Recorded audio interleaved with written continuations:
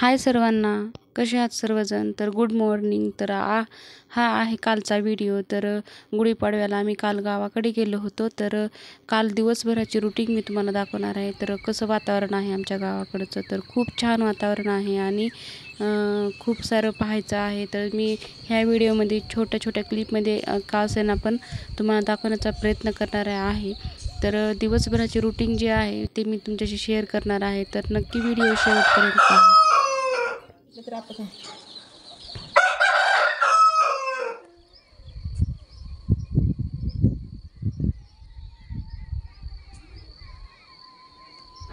किचनमधली जी window आहे तिथून जर पाहिलं तर सूर्य खूप छान असा दिसतो.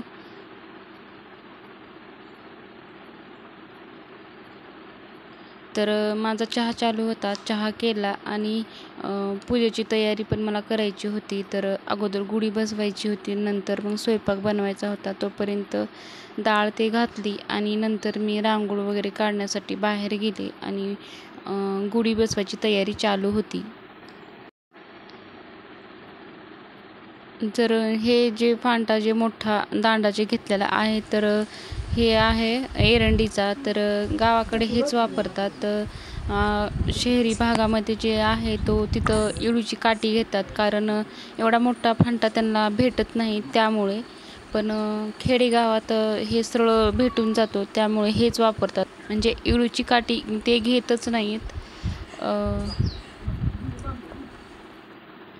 आणि शिवाजी महाराजचा झेंडा पण लावायचा होता, म्हणजे पताका लावायचा होता, तोही लावला. त्यांचीही पूजा केली आणि आता आमचं चाललेलं होतं स्वयंपाक बनवणं. तर आईचा आणि माझा स्वयंपाक चालू होता, म्हणजे माझ्या सासूबाईचा. तर खूप त्यांनी मदत करतात. त्यांचं बसून काम होतं, त्यांचे पण गुडघे दुखतात त्यामुळे. तर इकडले तिकडले कामं मी करते आणि मग त्यांच्या हाताखाली दिलं ना त्यांनी भरपूर त्यांची मदत होते मला.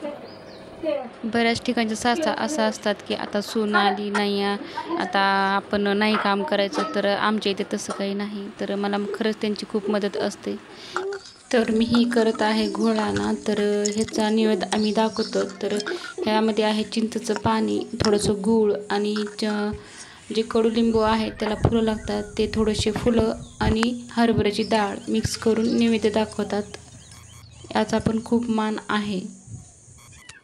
पिठाची गिरणी आहे, तर पिठाच्या गिरणीची पूजा चालू होती. तर छोटंसं किराणा दुकान आणि एक पिठाची गिरणी आहे, ते हे दोन्ही पण सासू सासरेच पाहतात. आता मी जात आहे शेतामध्ये. तर खूप ऊन आहे. 12चा टायमिंग, 12 वाजले होते सगळं आवरून करून जाण्यासाठी आणि मी चप्पल नाही घातले. तर कधी तिकडे जाताना मी चप्पल घालत नाही, तर मला ओरडत होते चप्पल का घातली नाहीस म्हणून. तर हे आहे समाधी आजी सासऱ्याची, म्हणजे ह्यांच्या आजोबाची, आणि पलीकडल्या साईडला आहे ते ह्यांच्या आजीची, म्हणजे माझ्या आजी सासूबाईची. तर पहिल्यांदा इथं पूजा करतो, नंतर मग आसराकडे जातो. म्हणतात अगोदर तिकडली पूजा करून इकडे येत जा, पण हे ओलांडून तिकडे जाऊ वाटत नाही, म्हणून अगोदर आम्ही इथेच पूजा करतो आणि नंतरच तिकडं जातो. हे आजी सासरे आणि तिकडं आजी सासूबाई, दोन्हीकडे नैवेद्य दाखवला. आता त्यांचा आशीर्वाद घ्यायचा.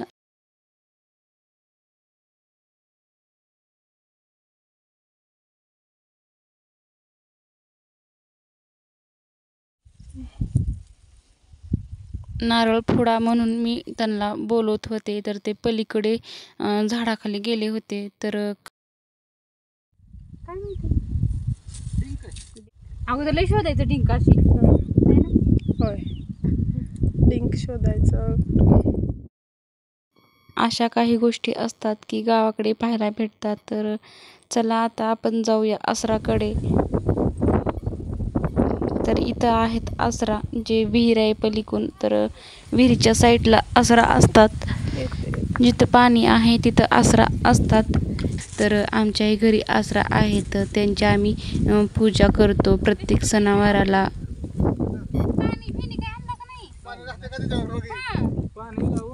पाणी व्हायला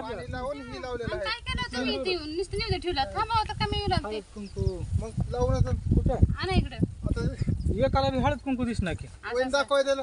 चल तर ते छोटे दीर होते की त्यांनी पूजा केली होती माझ्या अगोदर येऊन, म्हणून थोडीशी त्याची थट्टामस्करी चालू होती. सगळेजणच त्यांना चिडवत होते. तर माझं चाललेलं आहे पूजा करणं. खूप गावाकडे हवा सुटली होती, दिवेसुद्धा लागत नव्हते. आता असराची पूजा केली. आता जायचं आहे पांडवाकडे. तर इथे आहेत पांडव. झाड आहे हे? हां, बटाटा लागलाय म्हणून. रामफळ. रामफळाचं मला झाड माहिती आहे. असूनही मी झाड कशाचं झाड आहे विचारले, म्हणून मला ते तसं बोलत होते. बटाटे लागले. देवदर्शनाला बिना चप्पलचं आलेले आहेत, भर उन्हात 12 वाजता. म्हणून पायाची आग पडली आता. पायाची आग पडली. आता थंड पाण्यात पाय घालून बसला. आणि जनावर पण नाहीत आता, पाणी पण यूज करायचं नाही म्हणून पाय धुवायचाच आहे, हौद असा आहे. धुवायचंच आहे. चला जाऊयात आता. चला चटके खात खात घरी चला आता डबल परत. देवाला येतं ना चुकून. गावाकडे खूप ऊन होतं, तर आम्ही भर उन्हातच आलो होतो. 12-12:30 वाजले होते आणि मी चप्पल घालून आले नव्हते. तर खूप पायाची आग पडली होती, म्हणून पाणी घ्यायचं होतं पायावरती, पण तिथं काहीच नव्हतं. म्हणलं आणि थोडंसंच पाणी आहे म्हणून त्याच्यामध्येच पाय बुडवले. खायचं? हो खावा ना. खाल्लात? आंबट आहे गो. नाही नाही तेवढा आंबट आहे. दाखव. बापरे तुम्ही मोठाच बाईट घेतलाय. नाही म्हणून ते जास्त बघा. आंबट लागलं. आणि त्याला तोडून पण घ्या, नाहीतरी पक्ष्याने खाल्लाय म्हणून कोणीतरी खायचं आपलं. नाही 2 दिवसांनी पिवळा झाला म्हणजे काय म्हणतात, पिकला म्हणजे. आता येईल नंतर. हो खूप आंबे लागले की आता मी पण खाणार. हा बघा मी पण झाडावरतीच खाल्ला. आंबा झाडावरती असतानाच. ह्या झाडाला खूप वर्ष आंबे नव्हते, पण ह्या वर्षी खूप सारे आंबे लागलेले आहेत. तर हे बघा आंब्याची झाडे आमच्या शेतामध्ये. कोणत्या झाडाला कधी लागतात, कोणत्या झाडाला कधी लागतात. तर इथे तर खूप आंबे लागले होते, पण हे दिराचं आंब्याचं झाड होतं. पण असं पाहायला कधी भेटलं नव्हतं की एवढे सारे आंबे कधी पाहिले नव्हते. तर असं कधी फोटोमध्ये पाहिले होते की बाहेरच्या लोकांनी असे टाकलेले असतात. तर विश्वास बसत नव्हता की एवढे सारे आंबे लागते. तर गठ्ठेच्या गठ्ठे होते. असं पाहायला खूप सारे आंबे होते, खूप सारे. हे पार केल्याशिवाय तुम्ही जाऊ पण नका ना मग. कसले लागले तर आंबे. आ? हो मग नाही हो, नक्की येणार तुम्ही जाण्याच्या अगोदर हे आंबे खायला. कुठले आणलं होतं मला माहिती नाही. खूप भारी आहे आंबा हा, खूप म्हणजे खूप. तर हे आहे आमचं छोटंसं कुक्कुटपालन. तर घराच्या साईडला थोडंशा अंतरावर आहे हे सीड. त्यांनी खूप छोटे छोटे होते आणि तिकडं होते. हे पण देशी जुगाड. कुठे काय वापरायचं ते बरोबर लक्षात येतं खेड्यातल्या माणसांना, की कुठे कोणतीही गोष्ट वाया जाणार नाही बिलकुलही. तर ही बाज होती, त्याचा एक पाय तुटला होता. तर ह्याचं टाकून देण्याच्या ऐवजी ह्याचा डायरेक्ट झुला बनवलाय. मस्त आहे. उन्हाळ्यातला पावसाळ्यातला नाही.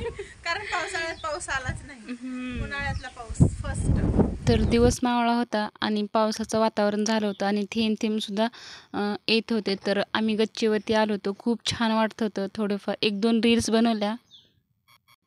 यांचंसुद्धा यूट्यूबर चॅनल आहे आरती जाधव म्हणून, यांना पण नक्की सपोर्ट करा.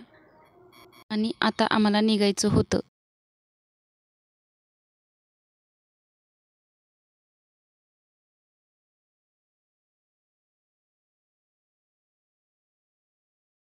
रात्री आम्ही परत घरी जाताना सुद्धा पाऊस चालू होता. तर आम्ही चाललो होतो लातूरला गावाकडून, खूप साऱ्या आठवणी सोबत घेऊन.